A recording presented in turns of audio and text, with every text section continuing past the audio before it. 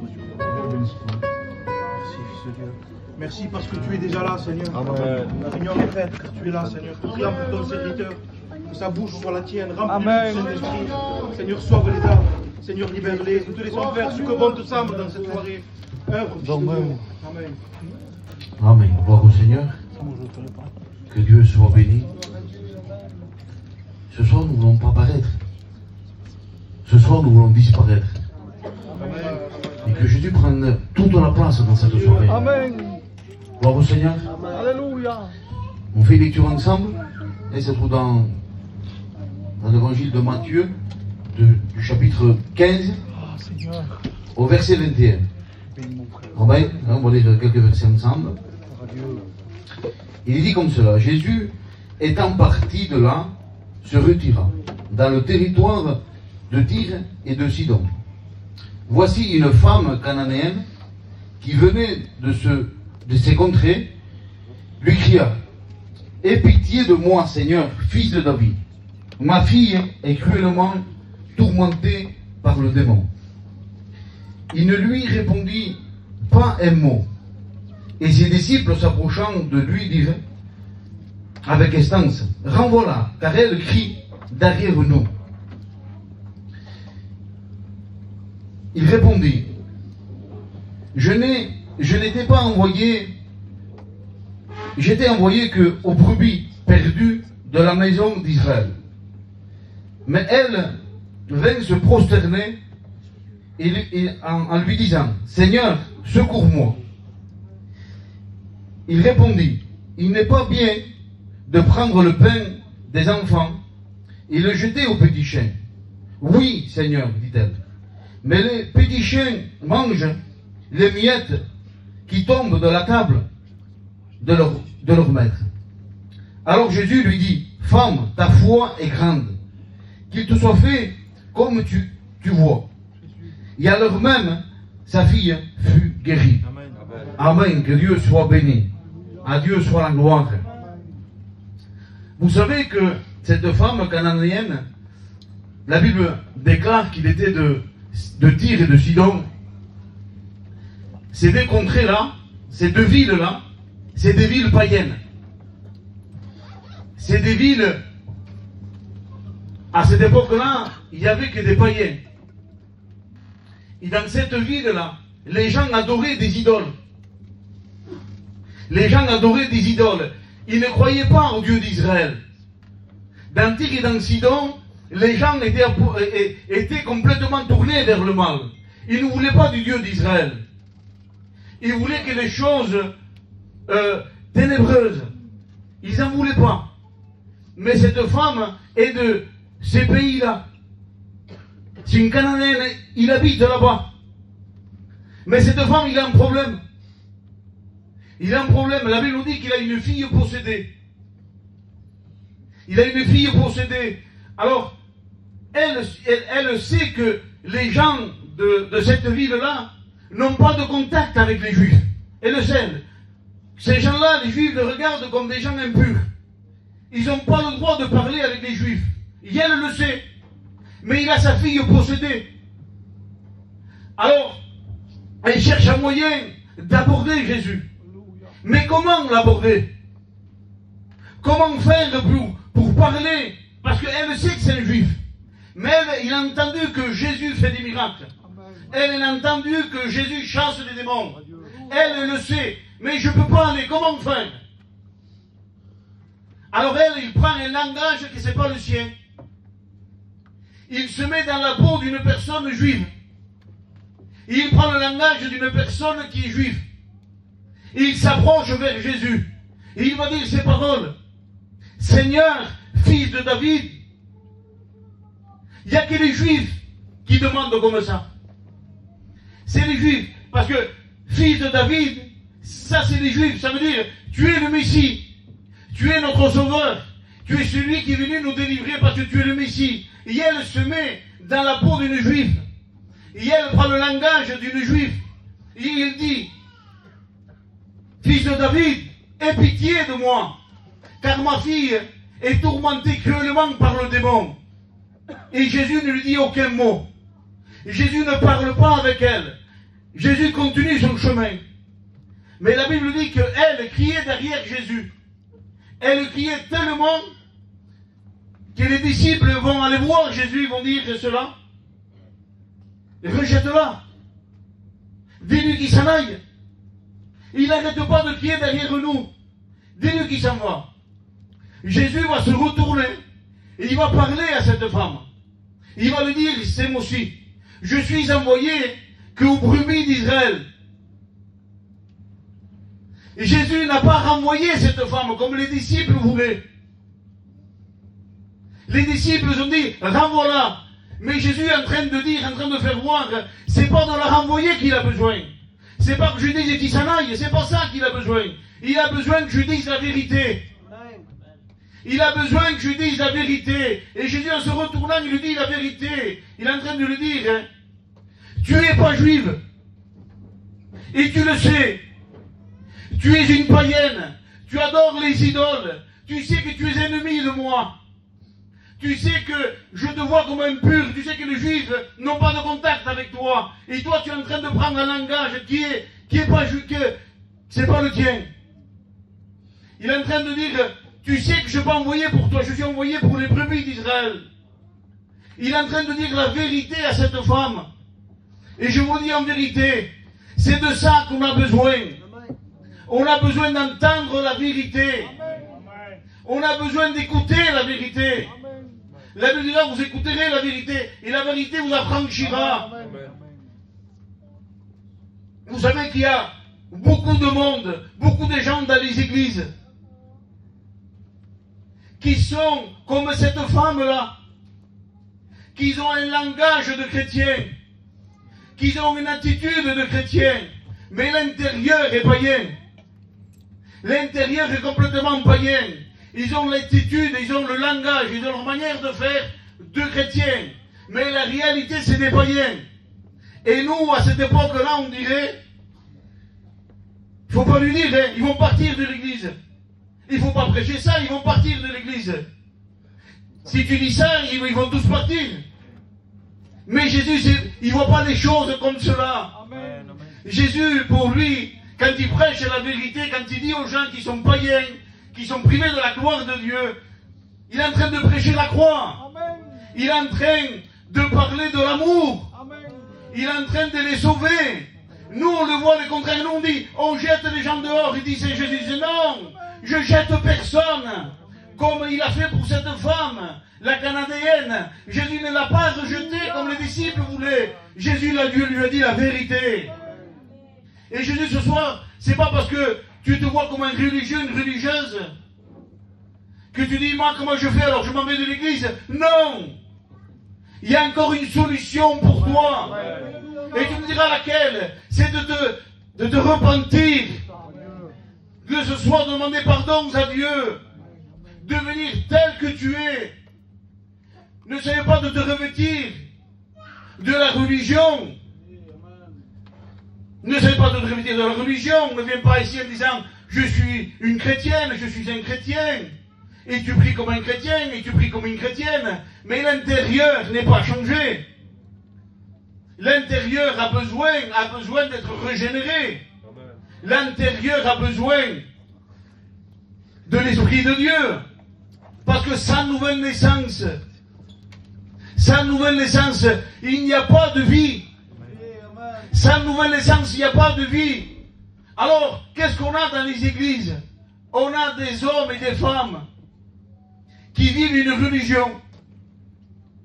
Ils se sont adaptés au système. Ils se sont adaptés au système. Ils savent comment faire pour être un chrétien. Pour dire d'eux, c'est des chrétiens. Ils font ce qu'il y a à faire. Et ces gens-là, on les baptise. Parce qu'ils ont suivi le système sans faire d'erreur. Le dimanche matin, ils étaient là. Pour le jeûne, ils étaient là. Et ils ont suivi comme ça pendant quelques mois. Et parce qu'ils ont suivi le système, alors le système va dire, maintenant tu peux te baptiser. Et pour ces gens-là, la preuve de la nouvelle naissance, c'est qu'ils sont baptisés. C'est leur preuve à eux. Ah, je suis chrétien, je suis baptisé. C'est pas la preuve de la nouvelle naissance, ça. C'est pas la preuve. La preuve dans la nouvelle naissance, c'est pas les hommes qui vont me la donner. C'est pas un baptisé qui va me la donner. Et c'est écrit dans la Bible, dans Jean, dans Romains 8, au verset 16, il va dire que l'Esprit de Dieu témoigne à mon esprit. C'est qui témoigne? Ma femme? Mes enfants? Non. C'est l'Esprit de Dieu qui témoigne à mon esprit que je suis enfant de Dieu. Et quand l'Esprit témoigne à mon esprit, je suis convaincu à l'intérieur, par l'Esprit, par la parole, que je suis enfant de Dieu. Et je marche comme un enfant de Dieu parce que lui, il a fait à moi. C'est pas le système. C'est pas le baptistère. C'est pas le pasteur. Mais c'est l'Esprit de Dieu qui agit dans mon cœur, qui m'a convaincu de péché, de justice et de jugement. Et je marche à nouveauté de vie. Nous avons besoin de prêcher la vérité. Les églises sont en train de se remplir des gens religieux. Les églises sont en train de se remplir des gens qui suivent un système. Tu as besoin de rencontrer Jésus. Tu as besoin de rencontrer Jésus. Mais de le rencontrer dans la vérité. Je vous parle avec mon cœur. Mais mon cœur, il ne faut pas qu'il dise des choses de moi, non. Mon cœur, il faut qu'il parle de la Bible. S'il ne parle pas de la Bible, mon cœur n'est pas bon. Pourquoi je parlais de moi? C'est ce qu'il y a dans mon cœur. On parle de la Bible, ce qu'il y a dans mon cœur, mais de la Bible. Ce que Dieu a déposé dans mon cœur, de sa parole. Et je vous parle de ça.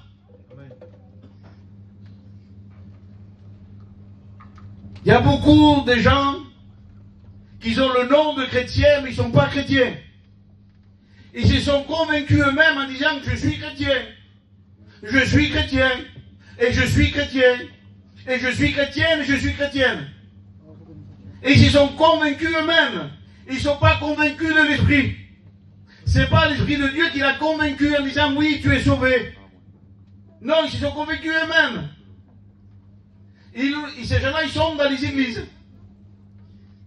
Et on voit qu'ils font une souffrance pour suivre. C'est une souffrance. Une souffrance très grande. Parce qu'il n'y a pas la nouvelle naissance. Il n'y a pas de nouvelle naissance. On ne se plaint pas quand on est né de nouveau. On souffre mais on ne se plaint pas. On souffre mais on ne se plaint pas. Celui qui n'est pas de nouveau, il souffre et il se plaint constamment.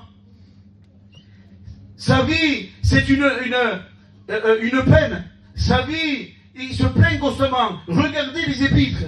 Regardez, lisez la Bible. Aucun apôtre se plaint. Aucun se plaint. Il a des souffrances, il est en train de souffrir, mais il ne se plaint pas. Il sait à quoi il est appelé. Il sait que Dieu l'a appelé à vivre une vie à part. Il se plaît à vivre cette vie à part. Il se plaît dans les combats. Il se plaît dans les difficultés. Parce qu'il vise avec Dieu, il le sait. Mais celui qui a pris sa propre décision en se convainquant qu'il est chrétien, alors il vit comme un chrétien. Et parfois, il a des contraintes. Parce qu'il a le nom de chrétien, il a des contraintes. Alors il met tout en disant, voilà, je suis un chrétien, je souffre, j'en peux plus. Constamment en train de murmurer, constamment en pointant du doigt. Et constamment, il y a de la critique, constamment. Parce qu'il n'y a pas de nouvelle naissance. Celui qui est né de nouveau, je dis bien celui qui est né de nouveau, comme la parole de Dieu dit, de l'eau et de l'esprit. C'est Jésus qui va dire ça à Nicodème. Nicodème, si tu n'es pas né d'eau et d'esprit, tu ne peux pas rentrer dans le royaume de Dieu. Même de le voir, tu ne peux pas rentrer. Pourquoi d'eau et d'esprit? Ça veut dire de la parole, né de la parole. Il est de l'esprit de Dieu. Quand tu acceptes la parole, quand tu te vois devant la parole en tant que pécheur, bam, c'est le miracle. C'est le Saint-Esprit qui agit. Tu es né de quoi? De quoi tu es né? D'une émotion? Tu es né d'une émotion? Tu es né parce qu'il y avait un problème? De quoi? C'est quoi? Et pourquoi tu es chrétien? Tu t'es posé la question? Pourquoi je suis dans une église? Pourquoi je suis là? Qu'est-ce qui s'est passé dans ma vie?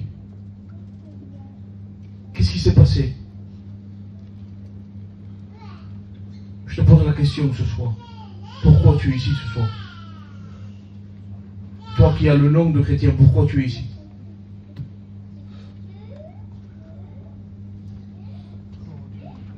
La Bible dit, va dire pourquoi tu es là. La Bible va répondre. C'est la Bible. La Bible dira pourquoi tu es là. Les enfants de Dieu sont là parce que ils viennent se ressourcer. Amen. Le frère, il a dit, il m'a regardé, il m'a dit le psaume 133. Qu'il est doux. Qu'il est doux à des frères de mettre ensemble. Ils se sentent bien, les frères et les sœurs ensemble, ils se sentent bien. Parce que ils cherchent la communion, ils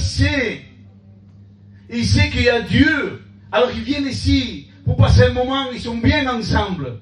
Mais ceux qui ne sont pas enfants de Dieu disent le méchant ne résiste pas dans l'assemblée des justes.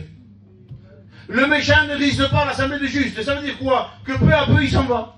Il ne peut pas résister, peu à peu il s'en va. Parce qu'il est resté méchant.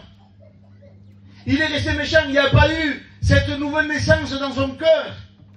Alors il ne peut pas rester dans les choses de Dieu, il ne peut pas. Il ne peut pas rester, peu à peu il s'éloigne, il ne peut pas rester. Mais celui qui est né de nouveau, il s'accroche. Amen.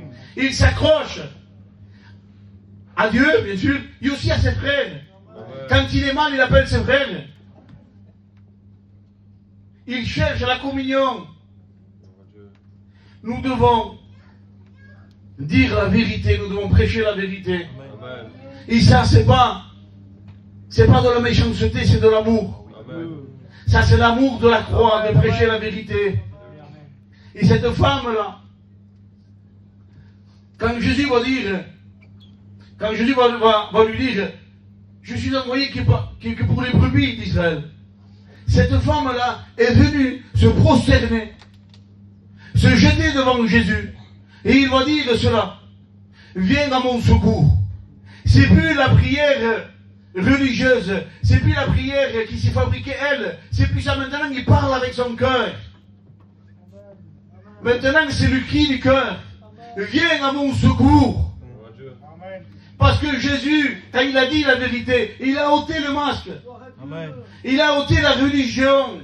Il a ôté le système. Jésus l'a fait voir. Regarde qui tu es. Il est venu tel qu'il était. Et tel qu'il était, c'était pas fils de David, c'était pas ça, tel qu'il était. Il a vu son péché. Il a vu de quelle espèce était. Et il s'est jeté à ses pieds. Quand quelqu'un reconnaît qu'il est pécheur, il se jette à ses pieds de Jésus. On se jette par terre. Parce que tu ne peux pas résister devant lui. Tu dis, je suis un pécheur. Et toi, tu es la sainteté. Je ne peux pas rester, je me jette à tes pieds. Cette femme s'est prosternée. Il demandait du secours. La religion ne se prosterne pas. La religion ne se prosterne pas. Le système ne se prosterne pas. Le système suit. La religion suit. La religion pointe du doigt. La religion te jette de pierre et la religion te lapide. Mais la parole de Dieu nous dit que Jésus n'est pas venu lapider les gens. Amen. Jésus n'est pas venu jeter dehors les gens. On le voit. Il n'a pas voulu la renvoyer. Jésus est venu dire la vérité aux gens. Amen. Et Jésus ce soir veut te dire la vérité à toi. C'est pas le baptême qui fait de nous des chrétiens. Amen. C'est pas un baptême, c'est pas un baptistère. Cette femme se prosterne. Et Jésus va encore plus loin. Si ça nous dit c'est bon, il va partir. Jésus veut encore aller plus loin. Il va dire, Jésus va lui dire à cette femme, tu sais que c'est pas bien de jeter le pain des enfants aux petits chiens. Tu sais que c'est pas bien ça. Mais elle, maintenant, ne cherche pas à se défendre. Ne cherche pas à se justifier. Ne cherche pas à se maquiller. Ne cherche pas un langage. Et dit, tu me vois comme un petit chien? Tu me vois comme ça? Eh bien, je viens comme tu me vois. Et dit, je viens comme tu me vois. Et dit, mais les petits chiens, ils mangent les miettes qui tombent de la table. Et dit, je suis comme tu dis. Mais donne-moi quelque chose. Donne-moi quelque chose. Et Dieu va lui donner plus qu'elle pensait. Il dit, va. Il dit, ta fille est guérie. Parce que tu es venu devant moi. Et je t'ai fait voir qui tu étais. Et tu as accepté cela. Voilà la délivrance. Voilà la délivrance. Il n'y a pas de secret. Voilà la délivrance. Arrête de te cacher. La Bible dira, celui qui cache ne prospère pas. Mais celui qui avoue, il délaisse, obtient miséricorde. Cette femme a avoué. En disant, oui, c'est vrai, c'est moi. Et j'avoue devant toi. Et Jésus lui fait miséricorde. Enlève le masque. Ce soir, enlève le masque de la religion. Enlève le langage de la religion. Enlève le système. Et sois devant lui tel que tu es. Sois devant lui tel que tu es. Lui, Seigneur, je reconnais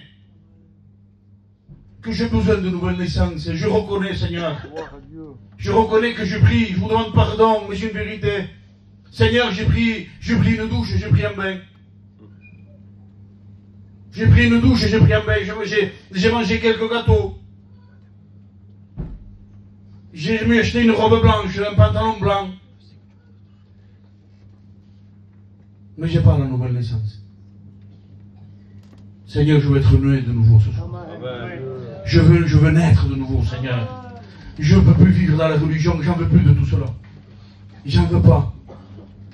Je veux de toi. Je veux que ma vie change. Je veux cette transformation. Je veux le miracle.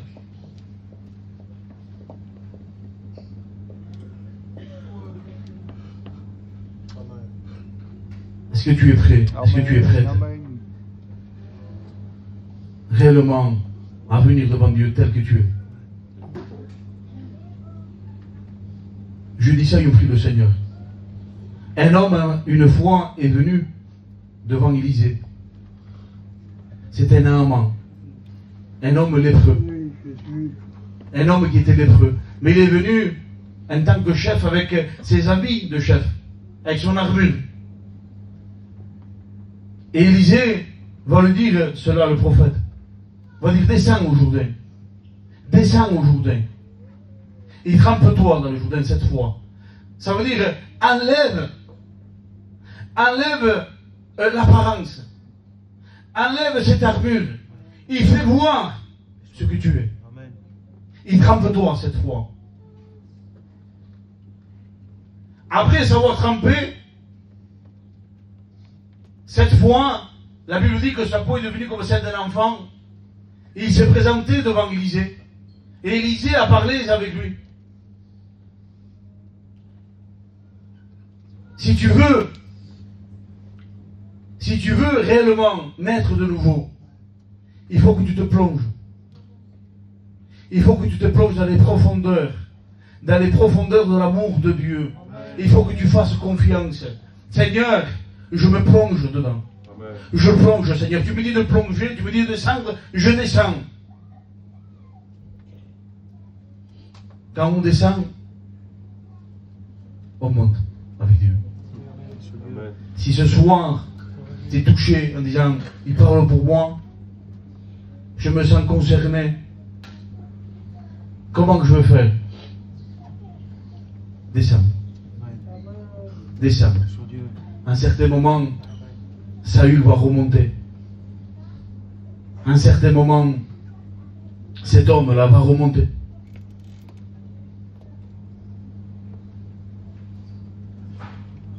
si tu ne t'humilies pas devant Dieu, si tu viens pas tel que tu es, d'ici quelque temps, tu ne pourras plus rester dans l'église. Dieu t'appelle ce soir. Dieu t'appelle ce soir à la repentance. On prie le Seigneur.